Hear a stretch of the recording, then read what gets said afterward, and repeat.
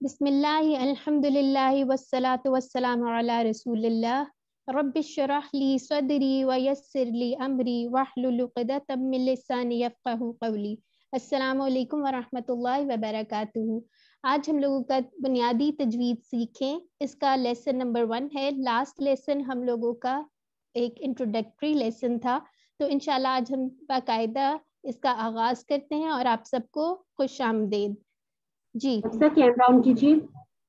हाँ जी, सॉरी, एक सेकेंड।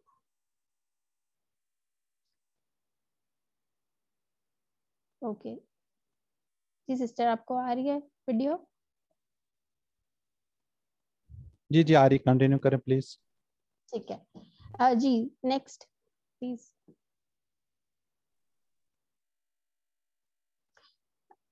तरतील, ये बेसिकली क्या है वो हम देखते हैं। वरत्तिलिल कुरआन तरतीला, अल्लाह ताला सूरह मुज़म्मिल आयत नंबर 4 में फरमाते हैं और कुरान को ठहर ठहर कर पढ़ो। तरतील का मानी क्या होता है कि इत्मीनान और सुकून के साथ कुरान करीम के मानी में गौर करते हुए पढ़ना, और इस तरह से पढ़ना कि तजवीद के कवायद और असूल ना टूटे। इसकी हम आगे थोड़ी सी वजाहत देखते हैं कि आखिर तजवीद के असूल होते क्या हैं। जी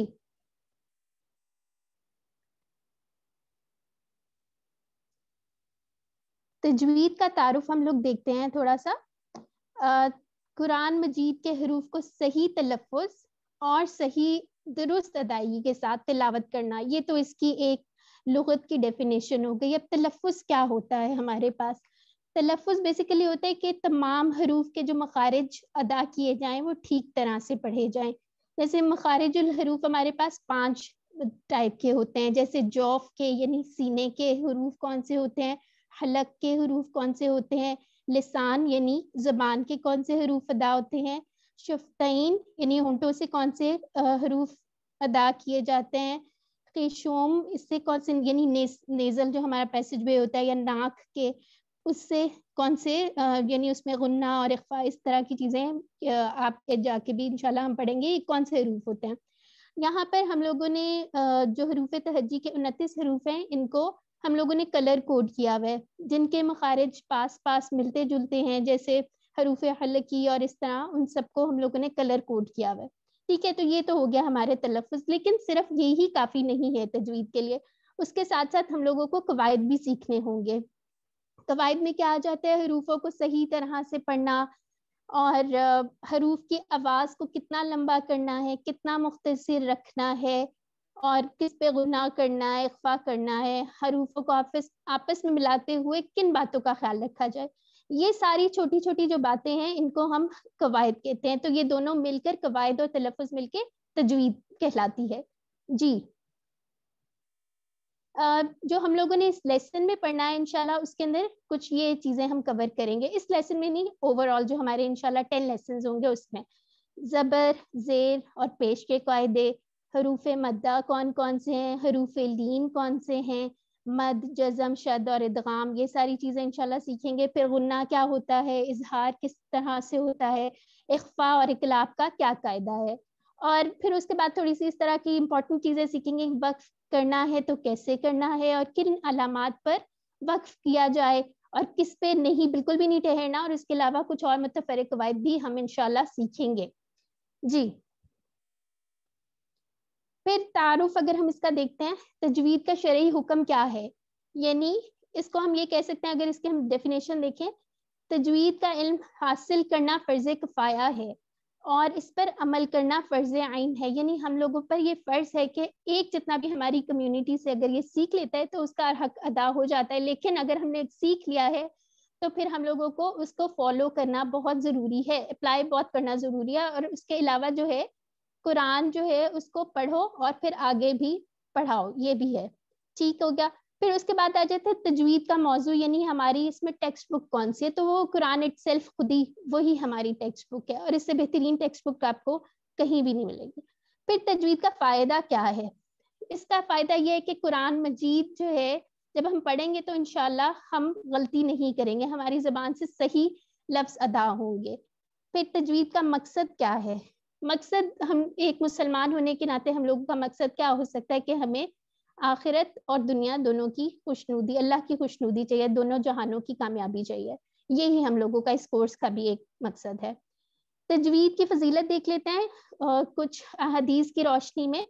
قال رسول اللہ صلی اللہ علیہ وسلم خیرکم من تعلم القرآن وعلمہ.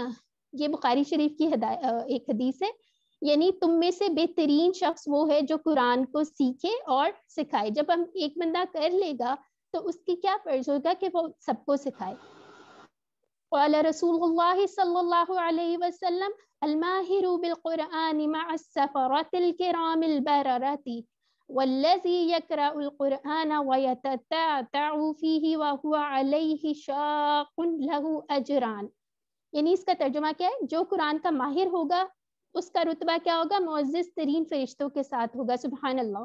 اور جو قرآن پڑھتے ہوئے اٹکتا ہوگا اور قرآن کا پڑھنا اس کو تکلیف دہ لگتا ہوگا تو اس کا اجر دگنا ہوگا. یعنی اللہ تعالیٰ نے ماہر کا تو ایک رتبہ رکھ دیا، لیکن جو کوشش کرتا ہے، جو اللہ کے راستے میں نکل آتا ہے، تجوید جو سیکھ رہا ہے یا قرآن سیکھ رہا ہے، تو اس کو بھی اللہ تعالیٰ دگنا اجر دیں گے انشاءاللہ. قال رسول اللہ صلی اللہ علیہ وسلم زینوا القرآن باصواتکم. یعنی قرآن کو اپنی آوازوں سے زینت دو. جب ہم قرآن کو اچھی طرح پڑھیں گے تو ہماری آواز یعنی خوبصورت آوازوں میں ہمیں پڑھنا چاہیے. ٹھیک ہے. پھر ایک اور حدیث آتی ہے اقرأوا القرآن بلحونہ العربی واصواتہا. قرآن کو عرب کے لب و لہجے پہ اور ان کی آوازوں پر پڑھو. پہلے زمانے میں ہوتا تو ہم لوگ سوچتے کس طرح، ہمیں تو پتہ بھی نہیں عربی کیسے پڑھتے ہیں. آج کل تو یہ ایکسکیوز ہے ہی نہیں. ہم انٹرنیٹ سے کوئی سے بھی جو بھی ہمیں ریسائٹر پسند ہے ان کی نکال کے سن سکتے ہیں، دیکھ سکتے ہیں کس طرح سے وہ ادا کر رہے ہیں. ٹھیک ہے. پھر ہمارے پاس آ جاتے لحن. لحن کیا ہوتا ہے؟ اس کی تعریف اور اقسام وغیرہ ہم دیکھ لیتے ہیں. اس کا معنی کیا ہوتا ہے؟ قرآن کریم پڑھنے میں جو غلطی کرنا ہے اس کو ہم لحن کہتے ہیں. اس کی دو ٹائپس ہوتی ہیں، ایک لحن جلی اور ایک لحن خفی. اب لحن جلی کا تو مطلب ہے یعنی بہت ہی واضح اور نمایاں غلطیاں جو ایک عام انسان بھی بتا سکتا ہے کہ یہ آپ غلط پڑھ رہے ہیں. لیکن لحن خفی کیا ہوتا ہے؟ پوشیدہ اور معمولی غلطی جن کو لحن خفی کہتے ہیں. یعنی وہ ایک قرآن کا جو ریسائٹر یا ایکسپرٹ ہے صرف وہ بتا سکتا ہے. ٹھیک ہے. آگے اس کی ہم تھوڑی سی وہ دیکھتے ہیں وضاحت. لحن جلی کی صورتیں اور معنی میں تبدیلی. اب یہ دیکھیں جیسے یہاں پہ الحمد تمام تعریفیں، یہاں پہ انہوں نے یہاں پہ کیا کیا؟ پڑھتے پڑھتے جب ہم جلدی میں اسپیشلی پڑھ رہے ہوتے ہیں ہا کو ہا کے ساتھ چینج کر دیا، تو اس کا میننگ ہی بدل گیا. جیسے الحمد کا مطلب ہے آگ کی حرارت کا ختم ہونا یا موت طاری ہونا. دیکھیں بالکل ڈفرینٹ ہو گیا. آگے دیکھتے ہیں نیکسٹ والی مثال دیکھ لیتے ہیں.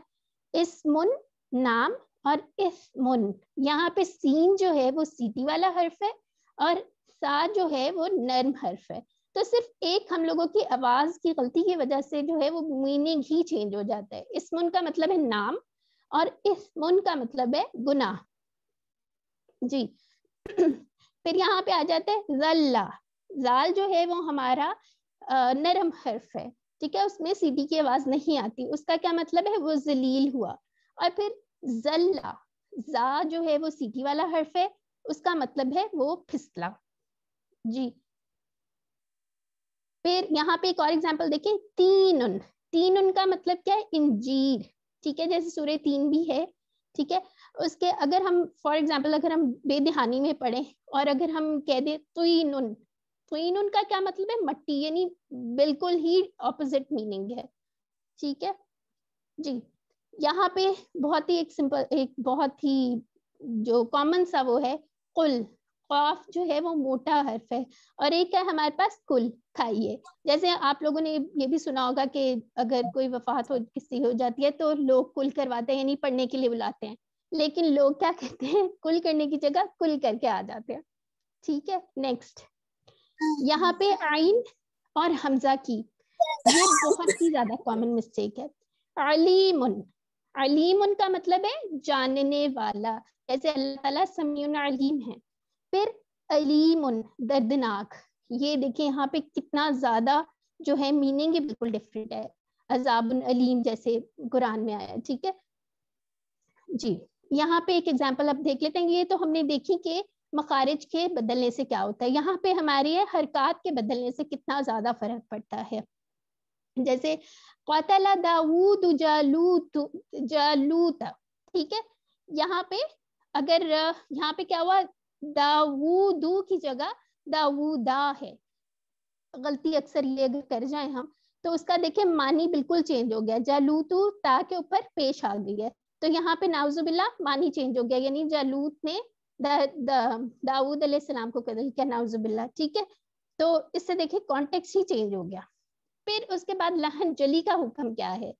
ایسی غلطی کرنا بہت زیادہ سنگین ہے اور جان بوجھ کر ایسے کرنے والا گناہ گار ہوگا. تو ہم لوگوں نے کوشش کرنی ہے انشاءاللہ ہم اپنی یہ والی غلطیاں دور کریں. اس کورس کا مقصد بھی یہی ہے انشاءاللہ. اب لہن خفی کا جیسے میں نے آپ کو بتایا پوشیدہ اور غیر واضح غلطیاں جو ایک عام انسان جو ہے اس کو نہیں پتہ چلتا, جو اس کا ایکسپرٹ ہو یا ریسائٹر وغیرہ ہو, قاری وغیرہ, وہ ہی صحیح اس کو پوائنٹ آؤٹ کر سکتا ہے. اس سے معنی میں کوئی تبدیلی نہیں آتی, لیکن جو ایک قرأت کا جو خوبصورتی ہے وہ ختم ہو جاتی ہے.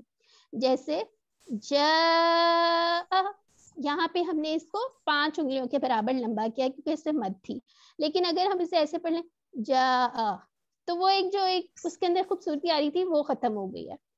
جی, سورہ فاتحہ میں 19 عام غلطیاں ہم لوگ کیا کرتے ہیں. سورہ فاتحہ جو ہے ابھی ماشاءاللہ آپ لوگ کورس کے ساتھ پڑھ بھی رہے ہیں سر کاشف کے ساتھ, تو کیوں نہ ہم ایسا کریں کہ اس کی تجوید بھی خوبصورت بنائیں. معنی تو ہم سیکھ رہے ہیں اور آپ کو پتہ ہے کہ سورہ فاتحہ کے بغیر نماز نہیں ہے, تو ہم لوگوں نے انشاءاللہ کوشش کرنی ہے کہ ہم لوگ اپنی غلطیاں دور کریں. تو یہ 19 کامن مسٹیکس ہیں, انشاءاللہ ہم نے ان کو ٹھیک کرنا ہے. بسم اللہ الرحمن الرحیم, یہاں پہ کیا کیا انہوں نے, ہا کو ہا کے ساتھ یعنی ہا اس کے ساتھ چینج کر دیا, پھر اس کا یعنی مخرج جو ہے وہ چینج کر دیا.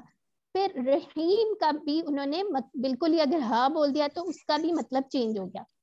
پھر الحمدللہ رب العالمین, یہاں پہ جب اکثر ہم جلدی جلدی میں نماز پڑھنے کی کوشش کرتے ہیں تو مخارج بھول جاتے ہیں, سب کچھ بھول جاتا ہے اکثر, اس لیے ہمیں اس پہ بہت زیادہ فوکس کرنا ہے. جیسے یہاں پہ ہا, پھر وہی غلطی آ گئی اور عین کو حمزہ کے ساتھ بدل دیا یعنی عالمین, اس طرح تو نہیں ہو سکتا. جی, الرحمن الرحیم, یہاں پہ پھر سے وہی غلطی ہے, ہا کو ہا کے ساتھ بدل دیا اور دوسرے ہا کو بھی ہا کے ساتھ بدل دیا. تو ہم لوگوں نے اس کورس میں انشاءاللہ ہم لوگ بہت کوشش کریں گے کہ ہم لوگ زیادہ سے زیادہ پریکٹس کریں. آپ لوگوں کو انشاءاللہ گروپ پہ ہم لوگ بہت ساری ایکسرسائزز بھی بھیجیں گے انشاءاللہ. تو پھر اس کے بعد نیکسٹ آ جاتے ہیں, ایاک نعبد و ایاک نستعین.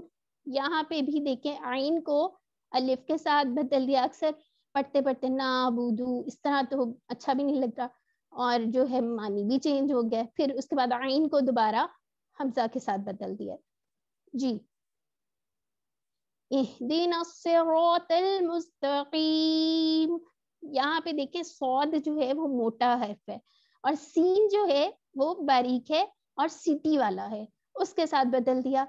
پھر تو کو ت کے ساتھ بدل دیا اور قوف کو کف کے ساتھ بدل دیا. آپ لوگ دیکھ رہے ہوں گے کہ کتنا زیادہ امپورٹنٹ ہے ہم لوگوں کو اپنے مخارج درست کرنا.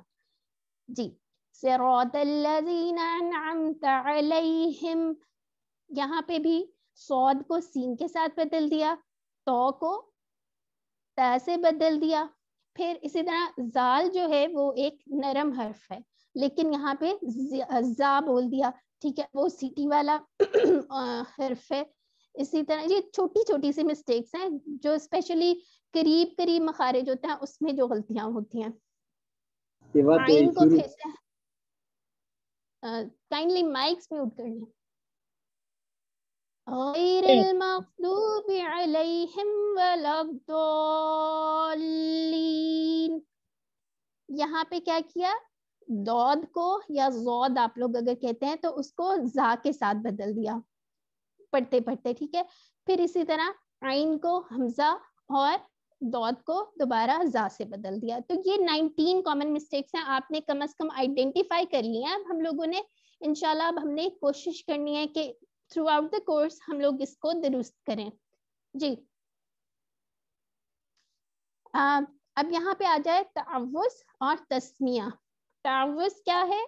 اعوذ باللہ من الشیطان الرجیم. اور تعوذ کیا ہے؟ وہ قرآن کریم شروع کرنے سے پہلے ضروری ہے پڑھنا. کیوں؟ کیونکہ ہم لوگوں کو سر کاشف نے بھی کلاس میں بتایا کہ سیفٹی فرسٹ، یعنی شیطان سے ہم لوگوں نے بچنا ہے. اور پھر تسمیہ بسم اللہ الرحمن الرحیم. اور یہ قرآن مجید شروع کرنے سے پہلے تسمیہ جو ہے یہ اختیاری ہے، اگر آپ پڑھیں یا نہ پڑھیں دونوں صورتوں میں ٹھیک ہے. جی اب تلاوت شروع کرنے کا احسن طریقہ کیا ہے؟ آپ جو بھی آیت پڑھتے ہیں اس کے بعد سٹاپ کریں، پھر نیکسٹ پڑھیں، پھر سٹاپ کریں، پھر آہستہ آہستہ پڑھیں. جیسے اعوذ باللہ من الشیطان الرجیم، سٹاپ. بسم اللہ الرحمن الرحیم، پھر سے سٹاپ. قل هو اللہ احد، اور پھر سے سٹاپ. ٹھیک ہے، تو آج کا ہمارا لیسن جو ہے اتنا ہی ہے. کنکلوڈ کرتے ہیں اس کو. اللہ تعالیٰ سے دعا ہے کہ وہ ہمیں قرآن کو پڑھنے، سمجھنے، غور کرنے، یاد کرنے، عمل کرنے اور پھیلانے کی توفیق عطا فرمائے. سبحانک اللہم و بحمدک نشہد ان لا الہ الا انت نستغفرک و نتوب الیک. السلام علیکم و رحمۃ اللہ.